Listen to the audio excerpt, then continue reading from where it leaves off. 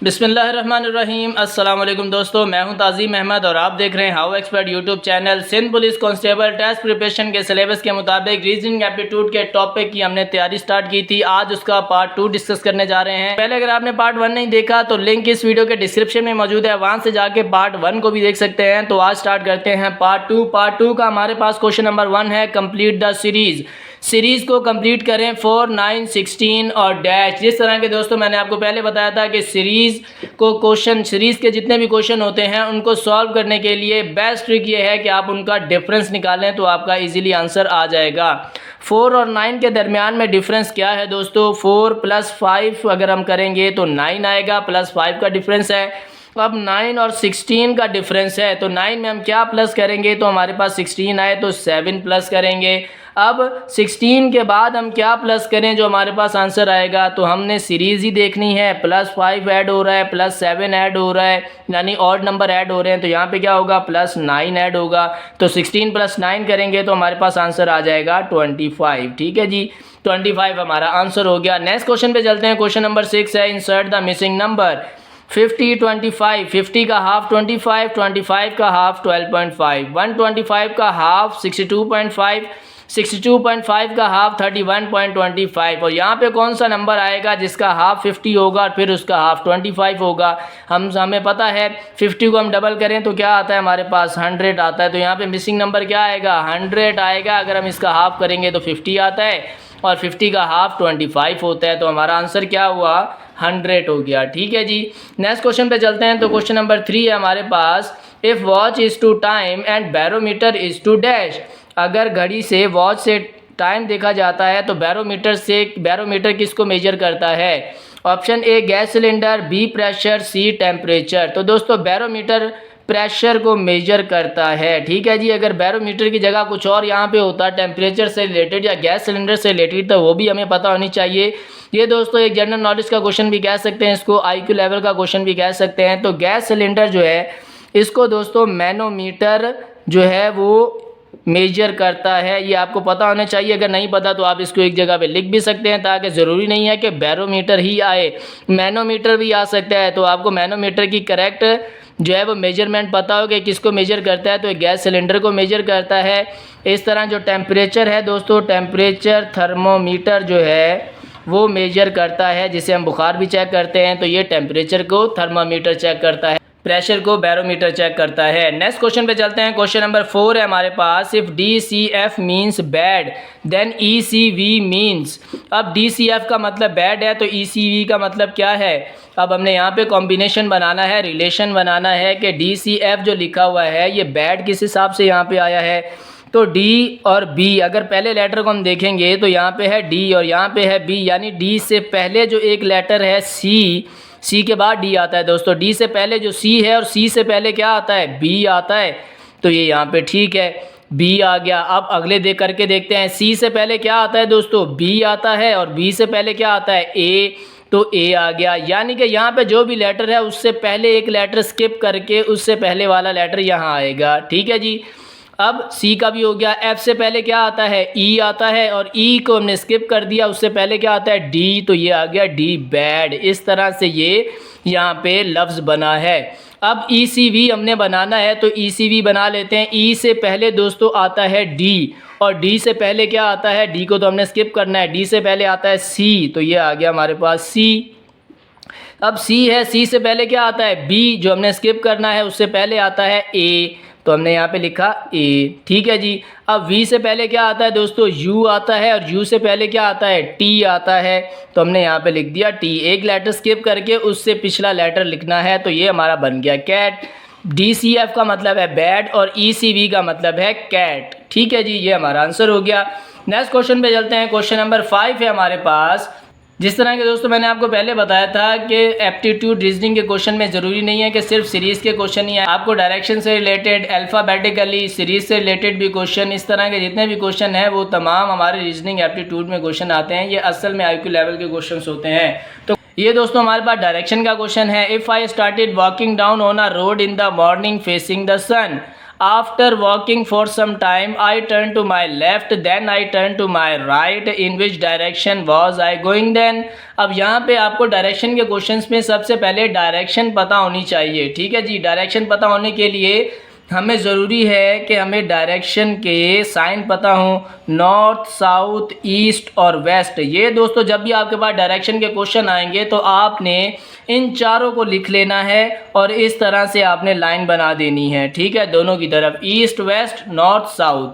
ये जब आप लाइन बनाएंगे तो आप ये क्वेश्चन को सॉल्व कर सकते हैं। इसके अलावा डायरेक्शन के क्वेश्चन इतनी आसानी से सॉल्व नहीं होते हैं। ठीक है जी, क्वेश्चन आसान है, आसान बनाना हमारा काम है कि हमने उसको कैसे आसान बनाना है। ठीक है जी, अब क्वेश्चन देखते हैं। If I started walking down on a road, अगर मैं रोड के ऊपर वॉक कर रहा हूँ in the morning facing the sun, morning में जहाँ से सूरज निकलता है। अब सूरज दोस्तों ईस्ट से निकलता है। ठीक है जी, ईस्ट से निकलता है, मशरिक से सूरज निकलता है और वेस्ट में गरूब होता है, मगरिब में।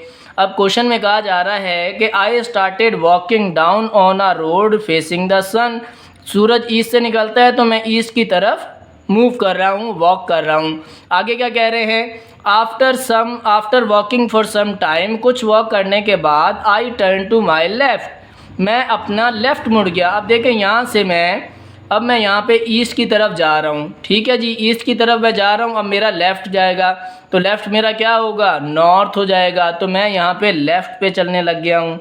ठीक है जी, मैं यहाँ पे लेफ़्ट पे चलने लग गया हूँ। आगे कहा जा रहा है then I turn to my right, अब मुझे यहाँ से राइट मुड़ना है तो मैं यहाँ से राइट मुड़ जाता हूँ, तो मैं यहाँ से मुड़ गया राइट। ठीक है जी, अब in which direction was I going then, अब मैं किस डायरेक्शन में जा रहा हूँ, तो मैं तो ईस्ट की तरफ ही जा रहा हूँ। ठीक है जी, ईस्ट की तरफ ही जा रहा हूँ। तो ऑप्शन में हमारे पास ईस्ट है, ईस्ट, वेस्ट, नॉर्थ, साउथ है, तो हमने ईस्ट अपना करेक्ट कर दिया। जब भी आपके पास डायरेक्शन के क्वेश्चन है आप ये चार्ट बनाएंगे तो आप इजीली आसानी से अपना आंसर ढूंढ सकते हैं। नेक्स्ट क्वेश्चन पे चलते हैं। क्वेश्चन नंबर 6 है 2/3x when divided by 1/3x makes 2x, then 1/3x added to 3/9x makes dash। ठीक है जी, अब पहली स्टेटमेंट पहले हमने चेक करनी है क्या ये सही है, फिर दूसरी का आंसर निकाल लेंगे। इफ़ 2/3x है तो हम यहाँ पे लिख देते हैं 2/3x डिवाइडेड बाय, तो हम यहाँ लिख दिया डिवाइडेड बाय 1/3x मेक्स की जगह आएगा इज इक्वल्स टू और आ गया 2x। ठीक है जी, इन दोनों को अगर डिवाइड करें तो 2x हमारे पास आंसर आता है। इसको कर लेते हैं डिवाइड। अब 2/3x जो है ये हमने लिखा 2/3x, डिवाइड के साइन को दोस्तों जब हम मल्टीप्लाई में चेंज करते हैं तो वैल्यू क्या हो जाती है, रेसिप्रोकल हो जाती है। डिनोमिनेटर ऊपर चला जाता है, न्यूमरेटर नीचे आ जाता है। ठीक है जी, x ऐसे ही आ गया। अब हमने इसको सॉल्व कर लेना है। 2x मल्टीप्लाई 3x क्या हो गया, 2 3s are 6x और 3 मल्टीप्लाई 1 क्या आएगा, 3 आ जाएगा। 3 1s are 3, 3 2s are 6। ठीक है जी, तो वैल्यू हमारे पास क्या बची, 2x हमारे पास वैल्यू बची, यानी कि पहली स्टेटमेंट तो ठीक है। अब दूसरी स्टेटमेंट में क्या बताया जा रहा है, देन 1/3x, तो हम लिख लेते हैं 1/3x एडिड टू 3/9x। अब एडिड करना है, एडिड का मतलब है प्लस करना है। किससे प्लस करना है, 3/9x से। ठीक है जी, 3/9x से यहाँ से ले ली हमने वैल्यू। अब हम इसको ऐड कर देते हैं 1/x, दोस्तों 1x के साथ मल्टीप्लाई हो रहा है यहाँ पे, तो हम क्या लिखेंगे, x/3 इसको लिख सकते हैं, बिल्कुल लिख सकते हैं। प्लस अब ये x भी 3 के साथ क्या हो रहा है, मल्टीप्लाई हो रहा है, तो इसको हम 3x/9 लिख सकते हैं, बिल्कुल लिख सकते हैं। अब डिनोमिनेटर हमने एक करना है, ये दोनों अलग अलग हैं। डिनोमिनेटर एक करना है, उसके लिए हमें इनका एलसीएम लेना पड़ेगा। ठीक है जी, एलसीएम ले लेते हैं। हमने लिया एलसीएम 3 और 9, 3 1s are 3, 3 3s are 9। अब 3 1 ऐसे ही आया, 3 1s are 3। अब 3 मल्टीप्लाई 3 ये हमारा आ गया एलसीएम, 3 मल्टीप्लाई 3 हो गया 9। ठीक है जी, हमने यहाँ पे लिखा 9। अब 3 के टेबल में 9 कितनी मरतबा आता है, 3 टाइम आता है। ठीक है जी, 3 3s are 9 होता है, तो 3 टाइम जो 9 होता है उस 3 को हमने इसके न्यूमरेटर के साथ मल्टीप्लाई कर देना है, यानी कि 3 3s are 9 और ये इसके न्यूमरेटर से 3 मल्टीप्लाई होगा। इस तरह 9 जो है इसको करके देखते हैं। 9 के टेबल में 9 कितनी मरतबा आता है, 1 टाइम आता है। 9 1s are 9 और उस 1 को हमने क्या करना है, इससे मल्टीप्लाई करा देना है 9 के न्यूमरेटर से। अब इसके न्यूमरेटर को मल्टीप्लाई कर लेते हैं। 3 मल्टीप्लाई एक्स क्या हो गया हमारे पास 3x हो गया और प्लस का साइन हमने ऐसे ही लगाया। अब 3 1s आर 3x हमारा ये भी आ गया। ठीक है जी, अब इसको सॉल्व कर लेते हैं। 3x प्लस 3x है, मल्टीप्लाई नहीं है, 3 3s आर 9 नहीं कर देना, प्लस का साइन है। 3 प्लस 3x क्या हो गया 6x हो गया बाय 9। अब इसको कैंसिलेशन कर लेते हैं। 3 2s आर 6, 3 3s आर 9। ठीक है जी, तो आंसर क्या आया हमारे पास 2/3x। ठीक है जी, ये हमारा आंसर आ गया। नेक्स्ट क्वेश्चन पे चलते हैं। क्वेश्चन नंबर 7 है कॉन्फ्रेंस। क्वेश्चन नंबर 7 है दोस्तों, conference to chairman and newspaper to dash. Conference chairman करता है और न्यूज़पेपर कौन बनाता है। ऑप्शन ए में है रिपोर्टर, बी डिस्ट्रीब्यूटर, सी प्रिंटर, डी एडिटर। कॉन्फ्रेंस तो चेयरमैन ने कर ली, अब न्यूज़पेपर। रिपोर्टर तो दोस्तों न्यूज़पेपर को देख के रिपोर्ट पढ़ता है या कोई भी रिपोर्ट तैयार करने के बाद पढ़ता है।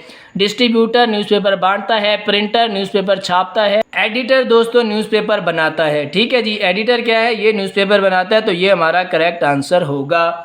नेक्स्ट क्वेश्चन पे चलते हैं। क्वेश्चन नंबर 8 है कंप्लीट द सीरीज। दोबारा सीरीज का क्वेश्चन आ गया। तो बेस्ट ट्रिक हमारे पास क्या है कि हमने डिफरेंस निकालना है। अब डिफरेंस निकाल लेते हैं दोस्तों। 54 27 के दरमियान में डिफरेंस क्या है 54 का हाफ 27 होता है। ठीक है जी, तो हम यहाँ पे लिख सकते हैं इसका हाफ, या हम लिख सकते हैं डिवाइडेड बाय 2।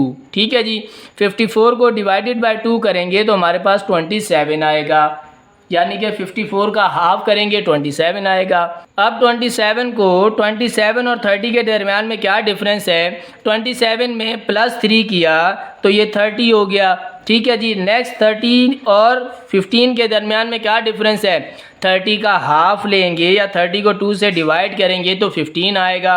अब 15 और 18 के दरमियान में क्या डिफरेंस है, 15 में +3 किया तो 18 आया। अब 18 और 9 के दरमियान में क्या डिफरेंस है, 18 का हाफ 9 होता है, यानी 18 डिवाइडेड बाय 2 9 होगा। अब 9 और 12 के दरमियान में फिर क्या डिफरेंस आ रहा है, 9 में +3 करेंगे तो 12 आ जाएगा। ठीक है जी, अब ब्लैंक में क्या आंसर आएगा, हमने सीरीज़ देखनी है क्या डिफरेंस चल रहा है। Divided 2 +3 divided by 2 +3 divided by 2 +3, तो यहाँ पे क्या आएगा डिवाइडेड बाय 2 आएगा। तो हमने डिवाइडेड बाय 2 किया। 12 को 2 से डिवाइड करेंगे, यहाँ पे हम कर लेते हैं 12 divided by 2, 2 1s are 2, 2 6s are 12, तो यहाँ पे का आंसर क्या आया हमारा 6 आया। ठीक है जी, ये हमारा आंसर आ गया। नेक्स्ट क्वेश्चन नंबर 9 है insert the mathematical sign between the following. अब वैल्यूज दी हुई है, हमने यहाँ पे मैथमेटिकल साइन इनमें इंसर्ट लगाने हैं, करने हैं, जिसमें कौन से साइन आएंगे तो हमारे पास ये आंसर आएंगे। अब 25 5 3, अब इन तीनों में दोनों में क्या साइन लगाएं कि आंसर 8 आए। तो दोस्तों 25 बड़ी वैल्यू है, 5 छोटी वैल्यू है, तो इसको डिवाइड करते हैं ताकि आंसर छोटा आए पहले। तो 25 को अगर हम डिवाइड करें 5 से तो क्या आता है, 25 को डिवाइड कर लेते हैं। 25 को हमने किया डिवाइड, 5 5 ज़ार हो गया दोस्तों 25, ये होगी कैंसिलेशन, यानी कि 25 डिवाइडेड बाय 5 हमारे पास बचा 5 आंसर बचा। ठीक है जी, अब 5 आंसर बचा, इसमें अगर हम +3 करते हैं, 5 + 3 करते हैं तो हमारे पास आंसर क्या आता है 8 आता है। तो यानी कि पहली स्टेटमेंट के साइन तो हमने बिल्कुल सही लगा लिए। अब दूसरी स्टेटमेंट के साइन हम देख लेते हैं। 3 4 6 = 18। अब 3 में हम क्या साइन लगाएं, 3 का अगर मल्टीप्लाई करते हैं 4 से तो 3 4 ज़ार क्या आता है 12 आता है, और 12 में हम +6 करेंगे तो आंसर क्या आता है 18 आता है। ये भी ठीक है, 3 4 ज़ार 12 +6 किया 18 आंसर आ गया, ये भी हमारा सही हो गया। अब दोस्तों तीसरे नंबर पे 16 5 3 और 18। ठीक है जी, अब हम इसको क्या करें, 60 डिवाइडेड बाय 5 नहीं कर सकते, 60 मल्टीप्लाई 5 नहीं कर सकते। अगर हम इसको प्लस करते हैं तो फिर क्या आंसर आता है, 16 + 5 करते हैं तो 11 1 कैरी और 1 + 1 हो गया 2, 21 आता है। ठीक है जी, अगर 21 में से 16 + 5 21 आता है, अगर हम इसमें से -3 करते हैं, 21 में से -3 करते हैं तो 18 आंसर आता है। तो यानी कि हम यहाँ पे कर सकते हैं 16 + 5 हो गया 21, और 21 में से हम -3 कर देते हैं तो हमारे पास 18 आंसर आ रहा है, यानी कि ये साइन भी हमारे सही हो गए। इस तरह से आपने थोड़ा सा सोच के IQ क्वेश्चंस के आंसर निकालने हैं। नेक्स्ट और इस वीडियो का लास्ट क्वेश्चन नंबर 10 है हमारे पास, कंप्लीट द सीरीज़ 8, 11, 22, 25, 50 और यहाँ पे 2 ब्लैंक आ गई हैं।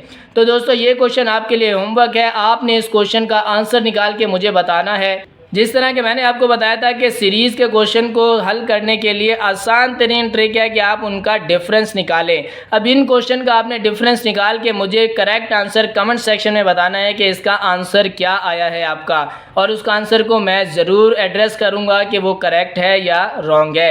दोस्तों ये थी आज की वीडियो। उम्मीद करते हैं आज की वीडियो आपको इन्फॉर्मेटिव लगी होगी। वीडियो अच्छी लगी हो तो वीडियो को कर लें लाइक। आपका एक लाइक हमारे लिए बहुत बड़ी मोटिवेशन का काम करता है। चैनल को कर लें सब्सक्राइब, बेल आइकन पे ज़रूर प्रेस करें ताकि इस सीरीज़ से आने वाले बाकी पार्ट भी आपको टाइम टू टाइम मिलते रहें।